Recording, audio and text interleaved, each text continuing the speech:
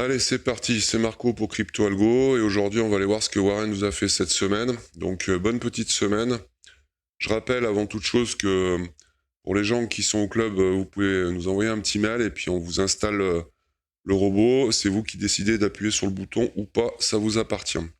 Donc semaine dernière on était dans la compression, j'avais tracé un petit triangle ici, triangle rectangle. Enfin un petit triangle, oui triangle rectangle. Et je vous disais que on était, alors on va aller voir en H4. Voilà. On était ici, et je disais que le rebond, il n'y en avait pas, et que ça paraissait mal engagé, c'était fort possible qu'on descende, et qu'on aille un petit peu à la cave. Et puis, comme d'habitude, hein, les marchés ont fait l'inverse de ce qui était prévu, et finalement, tant mieux, hein, on a cassé le triangle rectangle, et on est parti à la hausse. Alors ça, c'est les US qui se mettent à imprimer, enfin, racheter leurs dettes.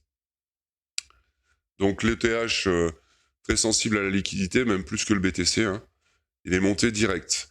Alors les scénarios pour la semaine prochaine, c'est pas compliqué. Maintenant qu'on est ici, on est au sommet du range. On va aller voir en journalier. Alors, ce que j'ai fait, j'ai tracé un petit peu la totalité de la chose. Donc ça, c'est le milieu du range, c'est là où faut pas être. En dessous, faut acheter. Au-dessus, faut commencer à vendre, hein. Donc là, concrètement, on a explosé, on n'a rien explosé du tout. Pour le moment, on est au sommet du range, on est dessus, on zozote, on pourrait zozoter pendant quelques temps et puis décider de monter, aller chercher ici le pullback ou carrément les stops au-dessus. Donc après, à voir ce qui va se passer. Pour le moment, on est haussier, il n'y a pas de question là-dessus. Donc semaine prochaine ou dans les semaines qui viennent, on va pouvoir voir soit une réintégration et à ce moment-là, on est dans la consolidation jusqu'à la fin de l'année. On redescend. Soit on part sur une hausse prématurée, j'ai envie de dire, puisque il n'y a pas tout à fait le nombre de semaines qu'il faut pour le bear market. Mais bon, c'est comme ça, on sait pas, on peut pas deviner l'avenir, c'est pour ça qu'avoir des algos, c'est toujours intéressant. Donc, pour voir ce qui s'est passé sur cette semaine, on va aller voir notre petit Warren. Donc, je rappelle que pour des questions de facilité, ce que j'ai fait, j'ai multiplié par 2 la somme totale du compte et j'ai pris 0,25 au lieu de faire diviser par 2 et la somme est faire 0,05. En gros, j'ai juste additionné, ça me donne la performance du bot au lieu d'additionner divisé par 2, ça revient au même. Cet algo, il travaille uniquement sans réinvestissement. Donc là, les résultats qui sont donnés, c'est sans réinvestissement. Maintenant, si vous voulez, on peut réinvestir, c'est pas un problème, c'est un petit bidouillage sur le bridge. D'ailleurs, on a un compte qui tourne avec réinvestissement, j'irai voir la différence en fin de mois.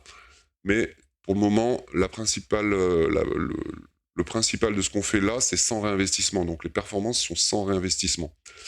Donc pour la semaine dernière, on a 11,53, 11,53, ça c'est l'algo rapide en pourcent.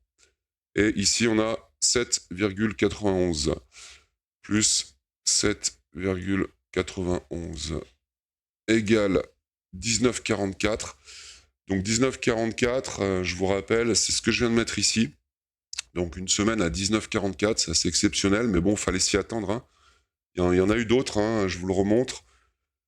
Hop là. Donc, il y en a d'autres, ça arrive de temps en temps, boum boum, on se prend une grosse semaine. Si on peut aller voir les profits sur le mois, alors le mois est pas fini, hein, mais on peut déjà se faire une petite idée, après on peut peut-être en rendre en fin de mois, souvent, c'est ce qu'on aime faire. Et voilà, des mois comme ça, on en a eu d'autres, on en aura d'autres.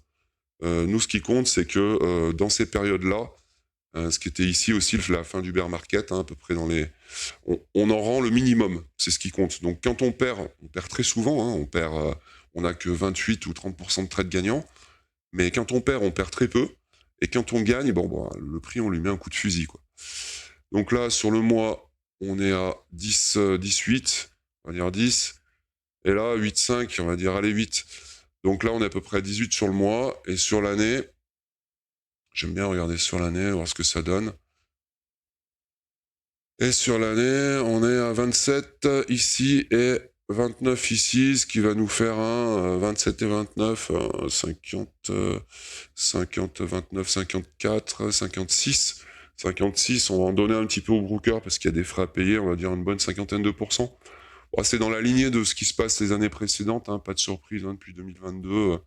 C'est toujours la même chose, il nous reste quelques mois, donc si ça décidait à bouger un petit peu plus, on pourrait éventuellement faire une meilleure année que 2025, qui était à 38 ici. Alors là, non, je pense pas qu'on le rattrape.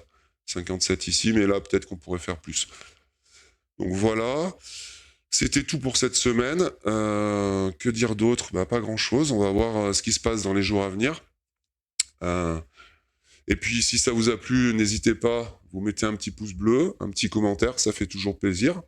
Sur ce, je vous dis à ciao bye, la bise, la semaine prochaine.